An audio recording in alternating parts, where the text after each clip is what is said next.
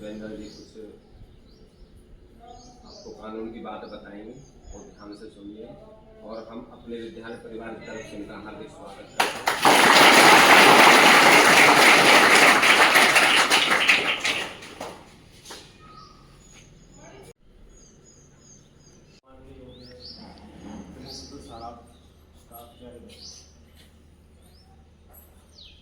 मैं यहाँ जनवरी फरवरी के अंदर आया था, मेरे को जान के बता दीजिए सर। आप 7 दिसंबर को आए।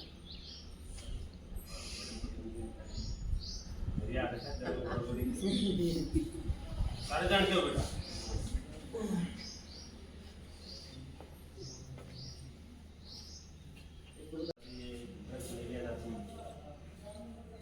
बाकी नशा खराब है ना, ये बात सही है ना जी। नशा करना चाहिए नहीं करना चाहिए?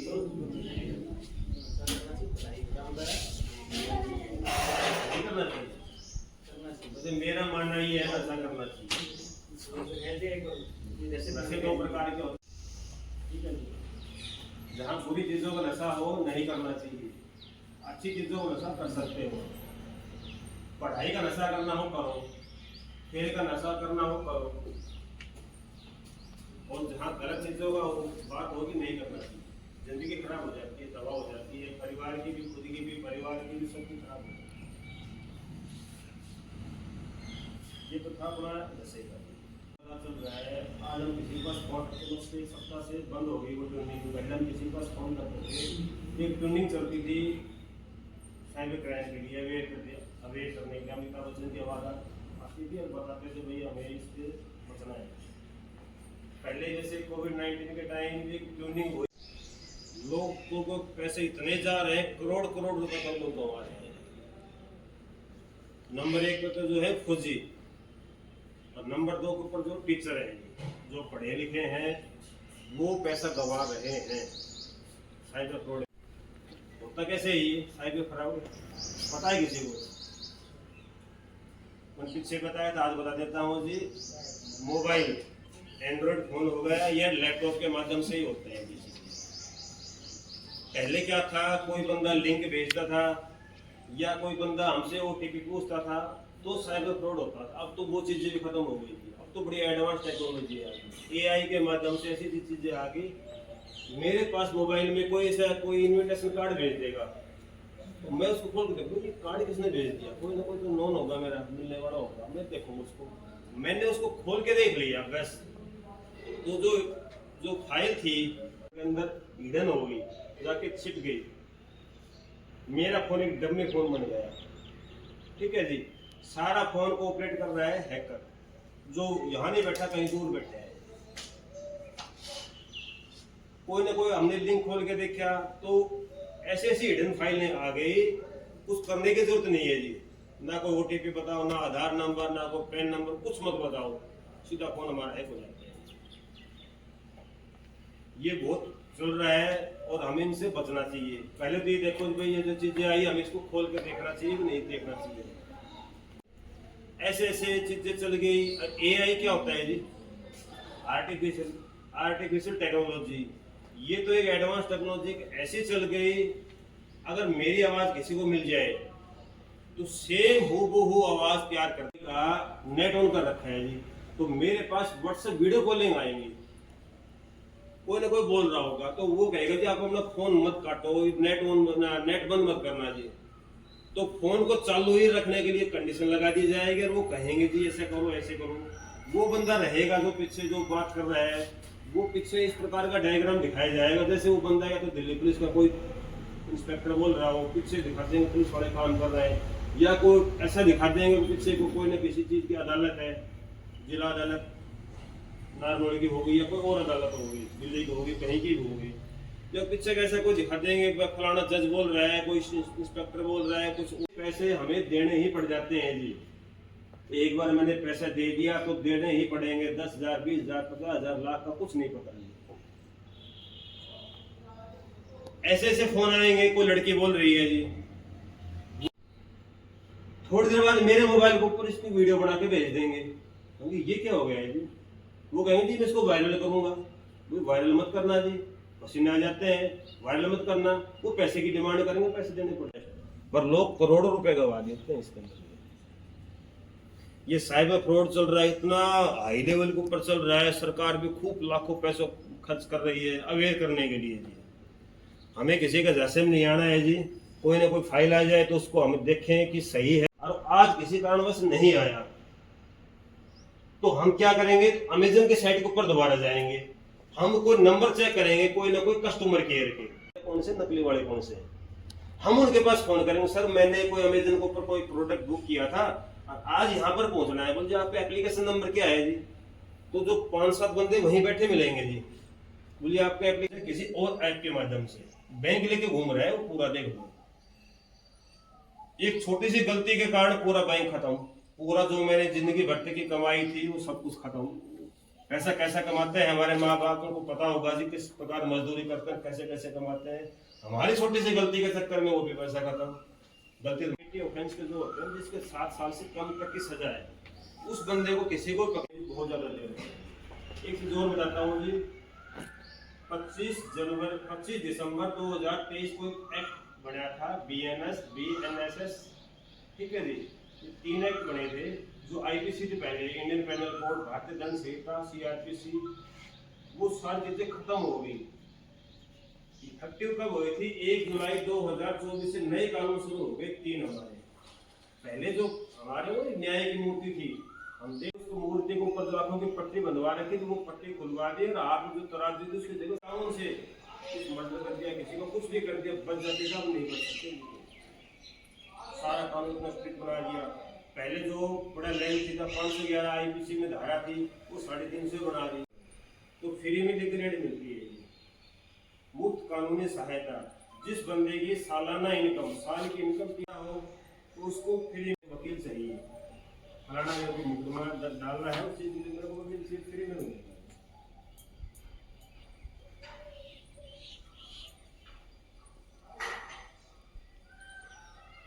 आईपीसी पता है जी किसी को? मैंने पीछे बताया था, आईपीसी छोटा सा पद है, आईपीसी ना, ये RTI,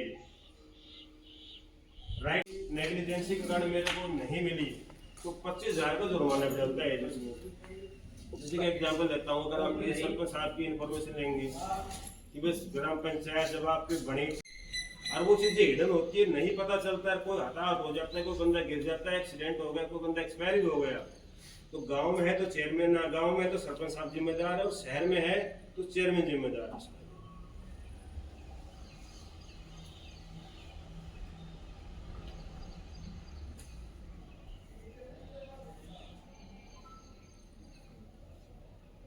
एक बेटा मैं मात्र 11 रुपए बता रहा हूँ।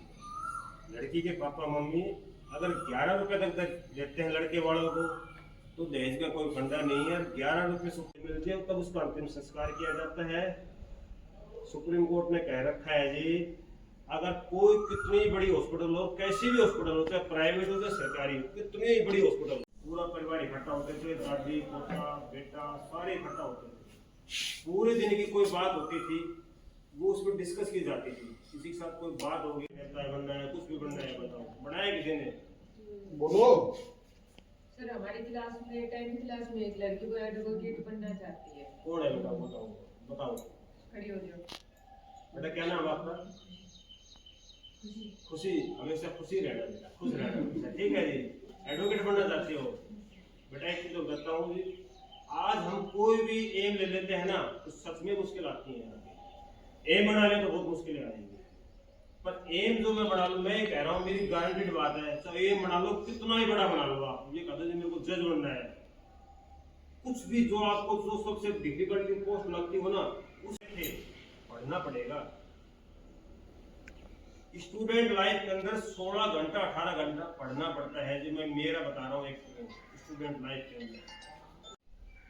अब आप कहोगे मैं तो 9-10 घंटे सोता हूँ, छुट्टी वाला दिन मैं शायद 9-10 बजे उठती होंगी, ऐसा होगा ना जी।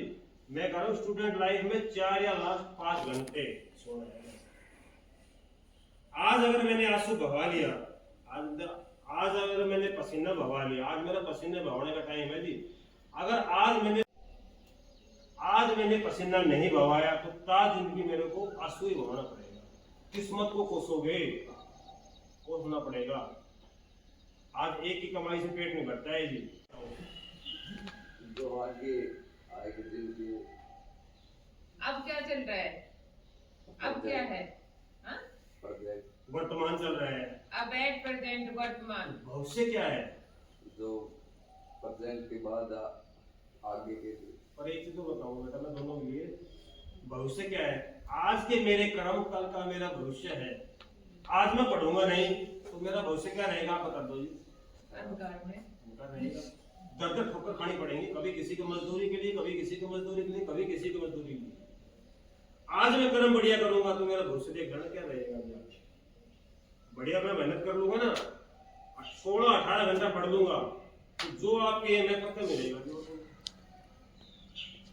बेटा दोनों के लिए बताता हूँ, एक छोटा सा शेर शायरी है। हर कामयाबी पर तुम्हारा नाम होगा, तुम्हारे हर कदम पर दुनिया का सलाम होगा। डट कर करना सामना तुम, मुसीबतों का एक दिन वक्त भी तुम्हारा गुलाम होगा। बेटा ताली बजाओ।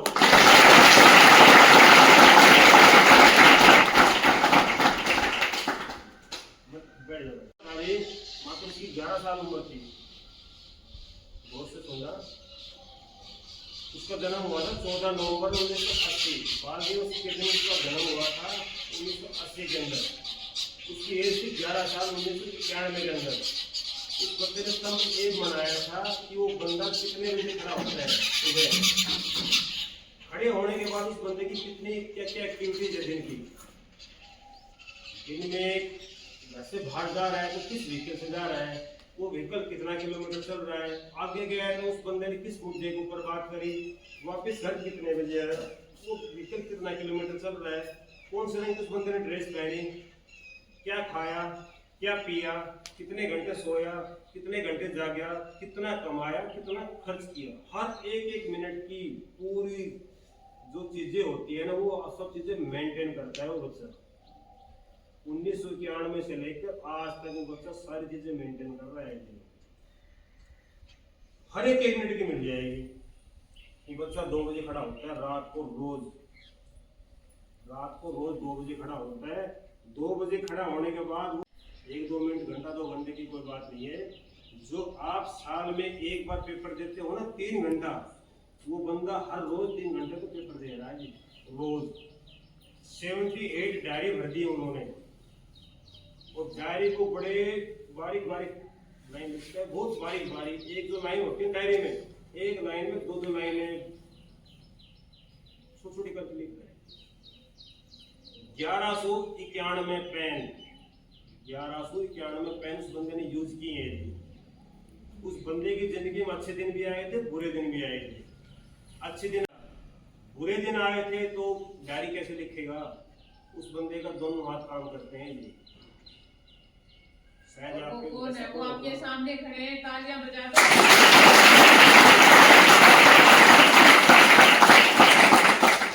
और बताता हूँ जी, 2 बार तो अपने नारनौल की हाफ मैराथन हो रही, आरपीएस से मैराथन हुई थी, पिछले साल की हुई थी, इस साल की हुई है। एक बार रेवाड़ी के अंदर हाफ मैराथन हुई है जी। उसके अंदर वो बंदा 21 किलोमीटर दौड़ के आया है। अब आप बेटा आप तो जवान हो ना, 21 किलोमीटर दौड़ सकते हो आप? खुद आत्मचिंतन करके सोचना कि मैं कितना किलोमीटर दौड़ सकता हूँ। उस बंदे ने 21 किलोमीटर दौड़ा है तीनों मैराथन के अंदर। 2 बार योग दिवस हुआ था जी, पिछले साल और इस साल। वो बंदा दौड़ के गया था अटेली से नारनौल तक। योग दिवस ऊपर भी अटेली से नारनौल तक बंदा दौड़ के गया है, कोई व्हीकल से नहीं गया। और हाथ में लेके मोबाइल वीडियो बनाता गया, कोई अटेली से लेके सीधा नारनौल तक। ठीक है जी, रोज 3 घंटे लिख रहा है डायरी और ये भी कर रहा है। और सबसे बड़ी बात और बताता हूँ जी, उस बंदे के 9 ऑपरेशन भी हो रहे हैं जी, जिसमें जो 2 मेजर ऑपरेशन है घुटने के ऑपरेशन 2 बार हो रहे हैं। तब बता रहा हूँ वो बंदा 21 किलोमीटर दौड़ लेता है 2 बार ऑपरेशन होने के बाद। नहीं जी, किसी को ऑपरेशन हो जाए तो डॉक्टर कहेगा कि अपना काम चलाना है अपने, बस थोड़ा सा वो करना है। क्या वो बंदा दौड़ पाएगा जी जिसको ऑपरेशन हो जाए? मैडम की बात सुनी होगी, वो बंदा मैं हूँ जी। ठीक है जी, बताइए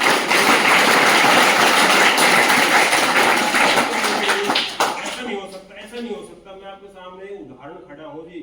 हर रोज रात को 2 बजे खड़ा होता हूँ जी।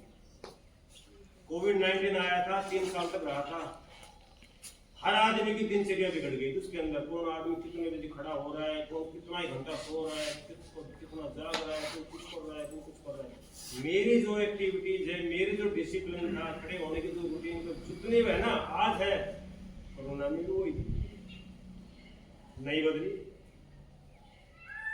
उस टाइम तो कोई कहने वाला नहीं था, तो छुट्टियां थी, कोर्ट बंद थे, ठीक है, मैं भी आराम से सो सकता था। नहीं, जुनून है मेरा कोई, इस प्रकार मैंने बताया था नशा, ये जुनून बोल तो चल, ये काम करना है तो करना है। मेरे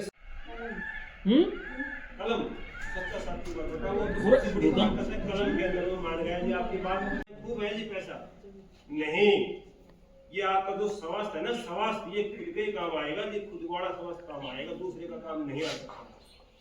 तो सभी को सर मेरे कहने से आधा घंटा पौन घंटा शरीर के लिए देना है सभी को। सिर से जब तक पसीने नहीं निकलेंगे, इतने एक्सरसाइज जो स्टूडेंट है सबसे ऊपर जाए।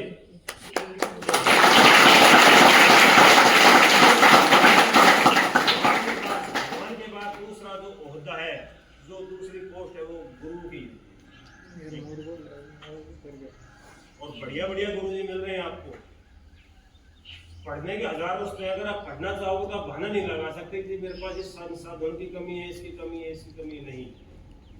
ये जो मेरी बेटी बैठी है, LLB सेकेंड ईयर के अंदर है, चंपा देवी स्कूल के अंदर पढ़ी है, डेली मंडी, 92% नंबर लेके आई थी।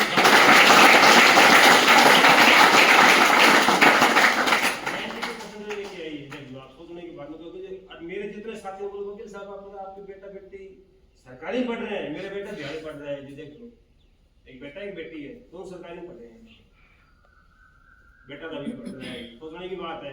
तो ये मत दिमाग में सोचना कि मैं माँ बाप ने सरकारी में घाल दिया तो हमने पास ही होना है, नहीं पास नहीं होना, टॉप होना है जी।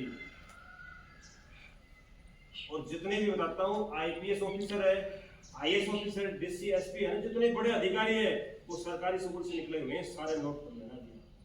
किसी का बैकग्राउंड देख लो, गूगल को पर सबका मिल जाएगा। जितने भी बड़े अधिकारी होंगे सरकारी स्कूल के मिलेंगे वो सारे। तो कम मत समझना, स्कूल है ही। और बड़े बड़े ग्रेजुएट, बढ़िया बढ़िया जो पोस्ट ऊपर बैठे हुए हैं, कुछ भी पूछो, एक्स्ट्रा टाइम के लिए रुको, बताओ गुरुजी मेरे को ये बताओ, मेरे को ये बताओ। पढ़ना आपका, पढ़ाई का कोई शॉर्टकट नहीं है जी। अभी सोचोगे मैं इसको मैं कूट के किताबों पर मैं पी जाऊंगा, पढ़ाई का कोई शॉर्टकट नहीं है, रोज पढ़ना पड़ेगा, ये नोट कर लेना। और पक्की बात है, इस टाइम पसीने बहा लो, ताज जिंदगी की बात है। मैं को दूर करनी होटल मंडी के रहने वाला हूँ। मेरे घर आके बता देना कि वकील साहब आप जो कह के आए थे गलत कह के आए थे। मैंने गेम बनाया था, मेरे को ये में हासिल नहीं हुआ। पर ईमानदारी से करना, ये नहीं कि मेरे माँ बाप देख रहे हैं तो मैंने किताब उठा ली, माँ बाप गए तो मैंने किताब बंद कर दी, नहीं। ईमानदारी, जैसे ईमानदारी से मैं कर रहा हूँ तो मैं कर ही रहा हूँ। तो कोई छोटा मोटा अगर किसी का ऐप है वो छोड़ देना बेटा उसको, और नहीं है तो बहुत बढ़िया की बात है जी। और मेहनत करो, उससे मेहनत के सिवा दिमाग मत लगाओ। रिश्तों से बड़ी चाहत क्या होगी, दोस्ती से बड़ी इबादत क्या होगी। जिसे मिल जाए आप जैसे गुरु, उसे जिंदगी से सिखाओ।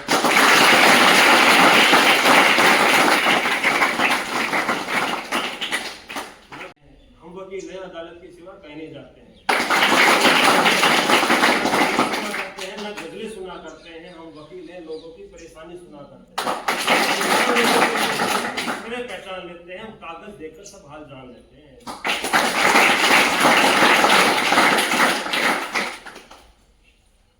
बेटा कोई क्वेश्चन हो तो बता दो मेरे को, अभी कोई भी चीज बताएं। कानून की, शिक्षा की, संस्कार की, स्वास्थ्य की कितनी अच्छी बातें बताएं। एक दिनचर्या बनानी चाहिए, जैसे वकील साहब बता रहे, देखो कितना समय लेते अपने शरीर के ऊपर। भाई इस टाइम पढ़ना, इस टाइम मेहनत करनी है, इस टाइम स्वास्थ्य के बारे में जानकारी लेनी है, सारी चीज़ें। देखो अब जो कैफे की बात बताई सर ने, सही बता रहे हैं, आजकल वो फ्रॉड बहुत चल रहा। मेरे सीन आया, वीडियो कॉल आई, मैंने उससे कांटेक्ट करा, उसने कहा जो को अपनी देहाती भाषा में गाली दी थी। जब फोन आया 2-3 दिन बाद फोन आया उसका, मैंने वही देहाती 4-5 गाली दी, बाद फोन काट दी। अब ये तो कोई ऐसे याद नहीं है। अब देखो, ज्यादा सोने से शरीर मतलब इतना सोना चाहिए, उससे ज्यादा नहीं। और जैसे आपके लिए बता रहे हैं भाई, जितना पसीना आप बहालोगे अब उतना फायदे रहोगे। अब देखो आपकी उम्र है मतलब 22-23 साल तक, आप जो बच्चा है वो अच्छी राह पे चला जाएगा। उसके बाद आपका जीवन मतलब स्वर्ग बन जाएगा, अच्छी पोस्ट मिलेगी, अच्छा खाओगे कमाओगे, अच्छा रहन सहन होगा आपका। नहीं पढ़ोगे तो फिर वही पशुओं की तरह जीवन व्यतीत रहेगा, नौकरी नहीं मिलेगी। खड़ा हो बेटा, खड़ा हो तो ये दूसरा हाँ। कल इसकी मम्मी आई, कल इसने शपथ ले ली है, अब मैं झूठ नहीं बोलूंगा। स्कूल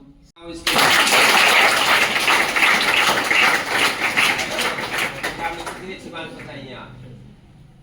अब इन लाइनों पे चलना है तुझे, ठीक है? बैठ जाओ। रही संस्कार की बात, देखो इस तरह से आपका जीवन निर्वाह करती है माँ। माँ बाप और गुरु, तीन ऐसे व्यक्ति आपको गलत रास्ते पर नहीं जाने देंगे कभी भी, अच्छाई के रास्ते पर ले जाने की कोशिश करते हैं। और कभी भी माँ की ममता तो ऐसी होती है, आप कितने बड़े हो जाओ, जब भी आप घर नहीं आओगे, जब भी पूछेगी बेटा कहाँ रहेगा। इसलिए संस्कार बहुत जरूरी है, शिक्षा बहुत जरूरी है।